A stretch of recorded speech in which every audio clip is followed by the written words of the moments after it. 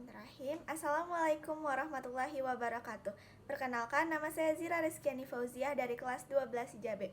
Pada video ini saya akan menjelaskan tahapan dari konfigurasi praktikum, yaitu yang berjudul membangun automation Docker kontainer menggunakan Kubernetes pada sistem operasi CentOS 8. Video ini dibuat dengan tujuan untuk memenuhi tugas mata pelajaran infrastruktur as a service.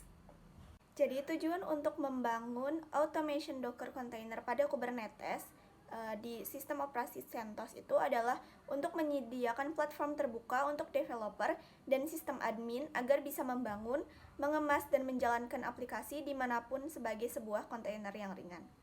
Nah, berikut di samping ini adalah topologi dari praktikum yang akan kami kerjakan, yaitu terdapat 3 buah server dengan sistem operasi CentOS versi 8.4. Nah, yang pertama ada masternode, digunakan sebagai server utama. Jadi si server Kubernetes master.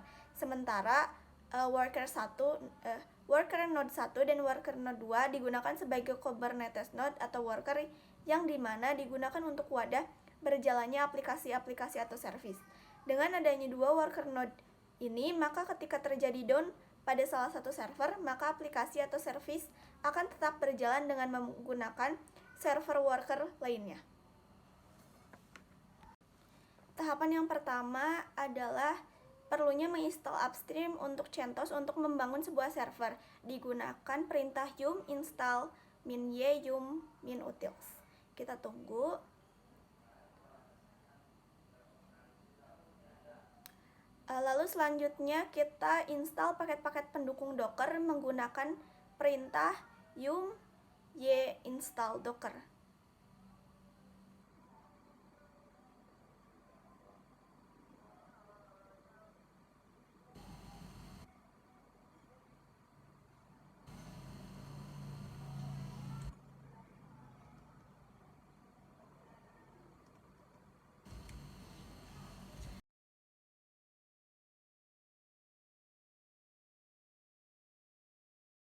Selanjutnya kita perlu untuk menghapus podman Docker yang merupakan paket default yang telah terinstall dari CentOS agar tidak terjadi konflik ataupun paket yang tumpang tindih dengan paket Docker CE yang akan diinstal pada tahap selanjutnya. Maka kita akan menggunakan perintah yum remove podman.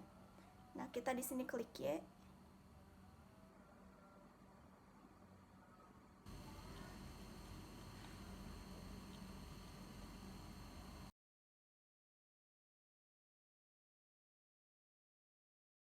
Selanjutnya adalah perintah yum install container.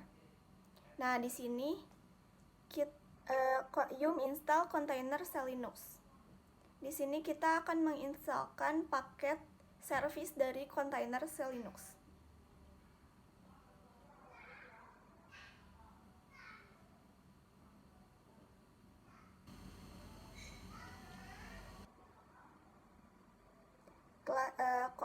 Penginstalasian telah selesai dilakukan.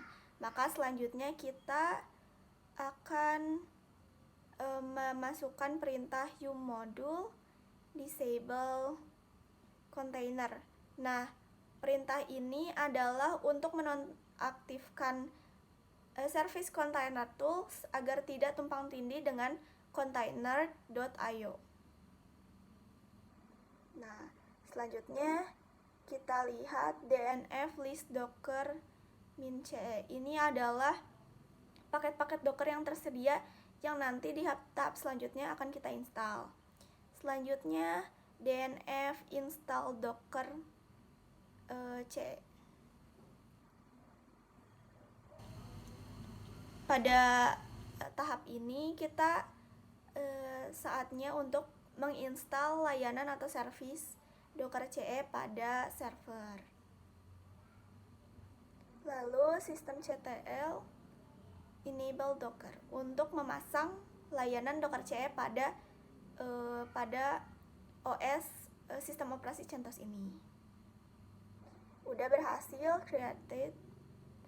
Selanjutnya systemctl start docker. Pada tahap tahap ini kita mengaktifkan layanan dari Docker. Selanjutnya Docker version untuk melihat versi Docker yang telah kita install. Systemctl status Docker. Di sini kita akan melihat status Docker apakah telah berjalan dengan baik ataupun tidak, dan bisa dilihat pada video bahwa Docker telah aktif. Selanjutnya nano etc selinux /config. Pada tahap ini kita akan melakukan konfigurasi pada Selinux. Kita melakukan perubahan di yang line Selinux permisif itu diganti menjadi disable. Lalu Ctrl X Y untuk save konfigurasi. Kita reboot terlebih dahulu untuk melakukan kayak perubahan di VirtualBox CentOS ini. Lanjut kita ke terminal. Di sini kita su untuk masuk ke mode root. Masukkan sandi rootnya.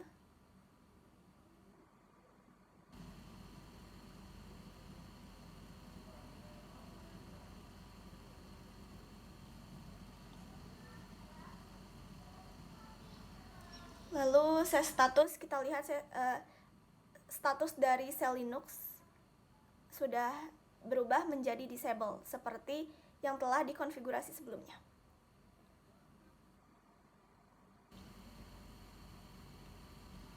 Lalu selanjutnya kita akan melakukan disable pada firewall-d, yaitu dengan menggunakan perintah systemctl disable firewall-d.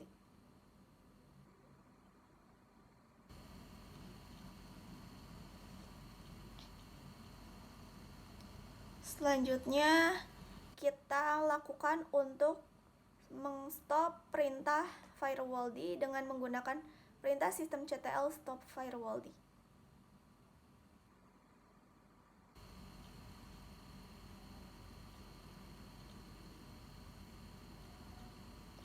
Nah, setelah konfigurasi ini, kita lakukan dulu penduplikatan atau clone untuk worker node 1 dan worker node 2 agar kita tidak perlu melakukan konfigurasi dari awal lagi.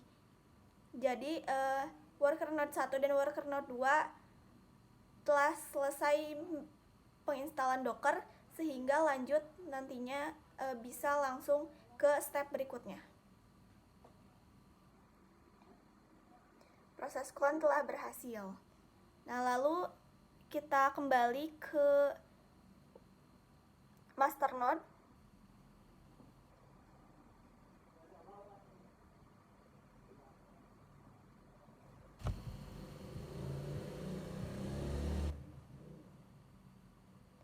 Nah, perintah cat iof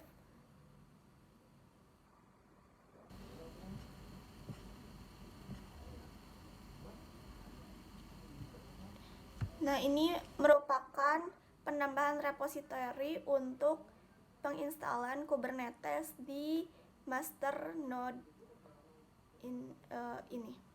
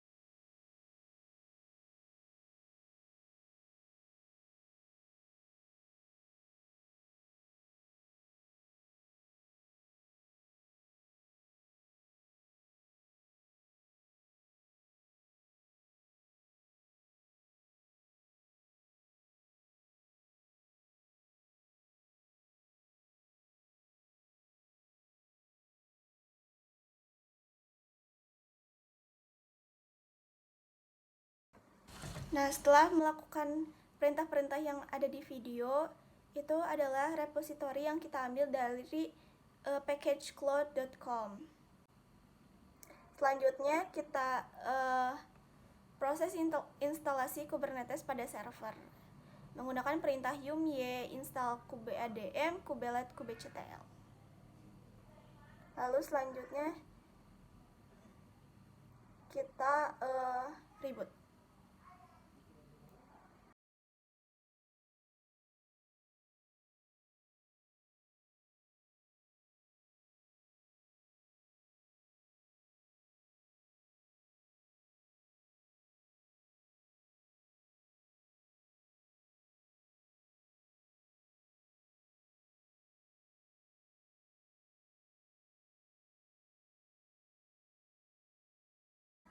Di sini kita akan swap off A.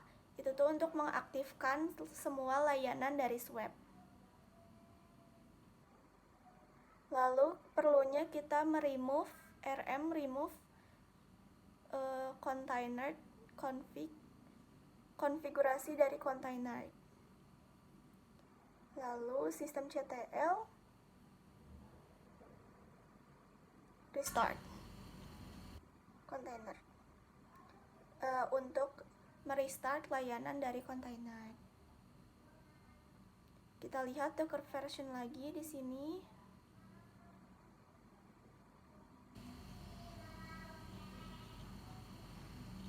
kubeadm init API server. Nah, perintah ini adalah untuk mengambil token atau API untuk selanjutnya disambungkan ke worker node 1 dan worker node 2 agar ketiga server ini bisa saling terhubung. Nah, di situ juga ada address-nya. Address dari master node.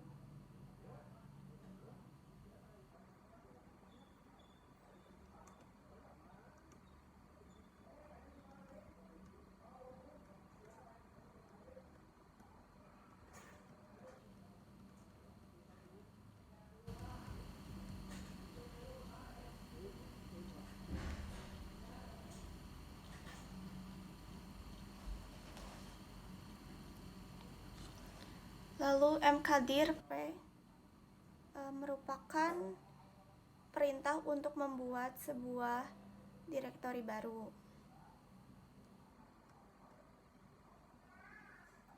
Dan agar dapat menjalankan cluster ini perlunya kita untuk melakukan perintah-perintah membuat direktori, dilanjutkan juga perintah-perintah cp ini.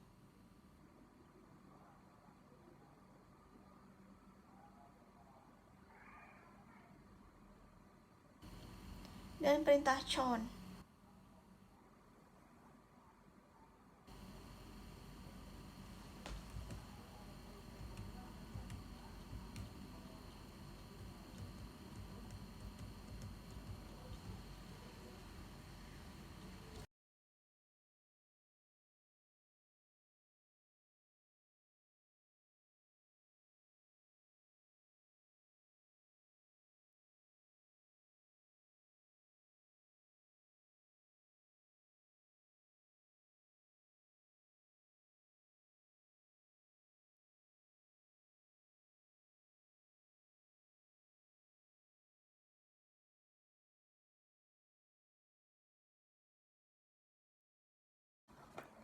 Dilanjutkan dengan proses pendeployan aplikasi Project Calico dari laman docs projectcalico.org/manifest/calico.yml agar setiap pods Kubernetes dapat saling berhubungan.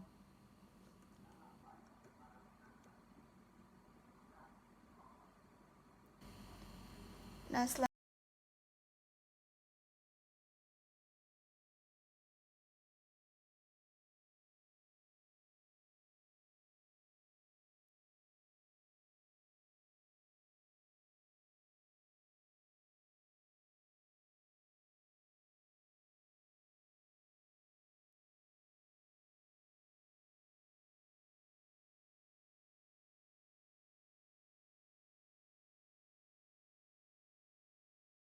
Selanjutnya kita melakukan perintah kubectl get node untuk melakukan pengujian apakah worker node pod sudah terbuat atau belum. Nah, di sini dapat dilihat bahwa master node statusnya adalah ready.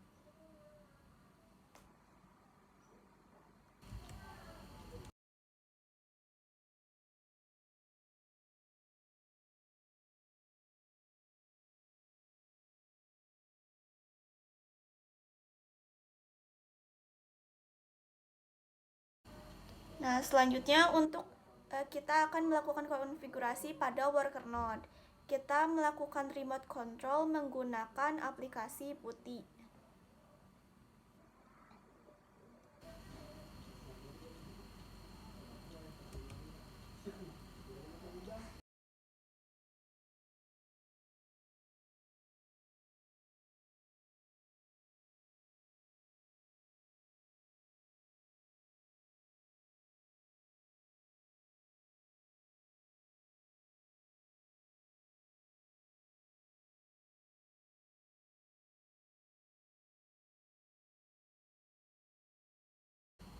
Nah, di sini kita cek dulu Docker version pada worker node. Lalu systemctl status dari kubelet. Dapat dilihat juga bahwa di sini telah statusnya adalah disable. Lalu kita selanjutnya akan enable layanan dari kubeletnya. Dapat dilihat lagi di sini bahwa layanan telah aktif. Selanjutnya Kubernetes join. Nah, ini adalah perintah sambungan dari tadi yang server telah mengirimkan kode API atau token. Nah, di sini kita digunakan dari token yang telah diberikan sebelumnya. Kita cek-cek lagi dengan teliti.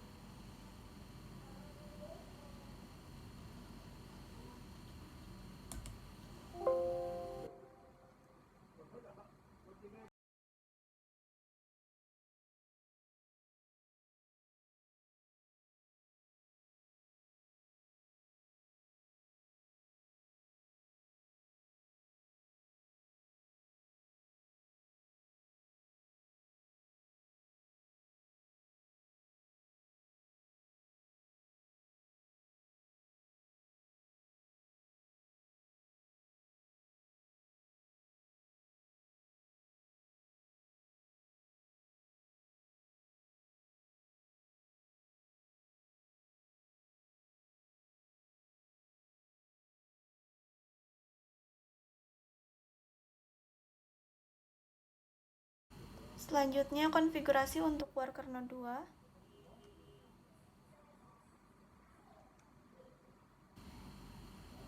2. Kita lakukan terlebih dahulu swap of A untuk menonaktifkan semua layanan dari swap. Lalu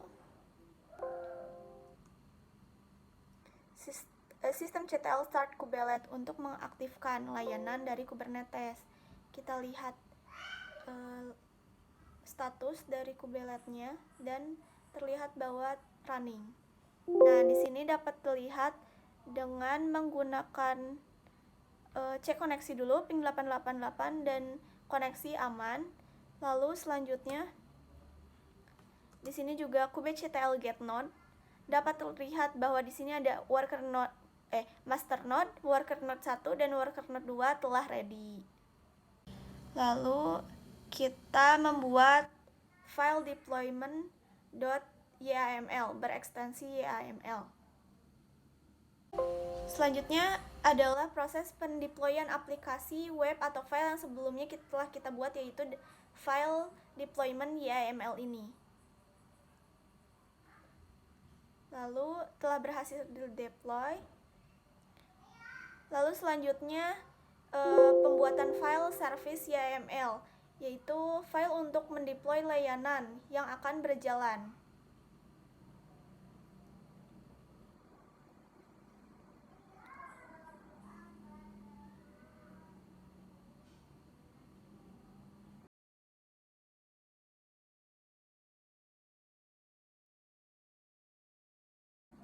Selanjutnya kita juga perlu untuk mendeploy file service YAML ini.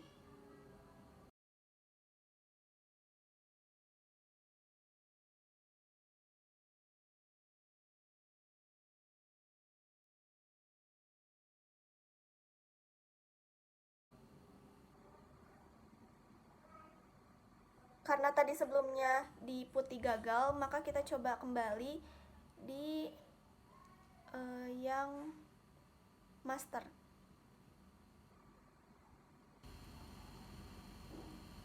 Dapat dilihat bahwa service YAML telah berhasil dideploy.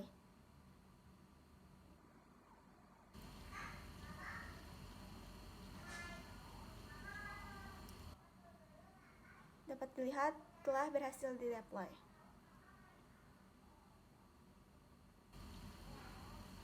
Selanjutnya, kubectl get svg. Ini untuk melihat hasil dari pendeployan file yang telah kita lakukan tadi. Di sini dapat dilihat ada aphp, yaitu yang tadi, lalu juga dengan IP cluster 10.99.133.139. Maka aphp ini telah berhasil kami deploy. Mungkin itu tadi adalah tahapan dari konfigurasi membangun automation Docker container menggunakan Kubernetes di CentOS 8. Dapat diambil kesimpulan bahwa pembangunan automation Docker container dengan aplikasi Kubernetes ini dapat digunakan untuk mendeploy aplikasi. Dibuktikan dengan adanya pod yang berisikan kontainer dan aplikasinya. Kubernetes juga dapat membuat cluster yang menghubungkan dua worker node agar dapat saling berhubungan. Lalu selanjutnya, hasil akhir deploy aplikasi tidak dapat ditampilkan karena website yang bersifat lokal dan perlunya perkembangan lebih lanjut. Nah, spesifik server yang digunakan berpengaruh terhadap kinerja dari Kubernetes. Semakin tinggi spesifikasi, semakin banyak aplikasi yang dapat berjalan pada Kubernetes. Lalu, besar kecilnya bandwidth dan kecepatan jaringan berpengaruh pada saat pendeployan aplikasi.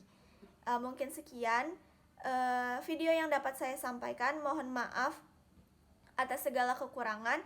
Wabillahi taufiq wal hidayah. Wassalamualaikum warahmatullahi wabarakatuh.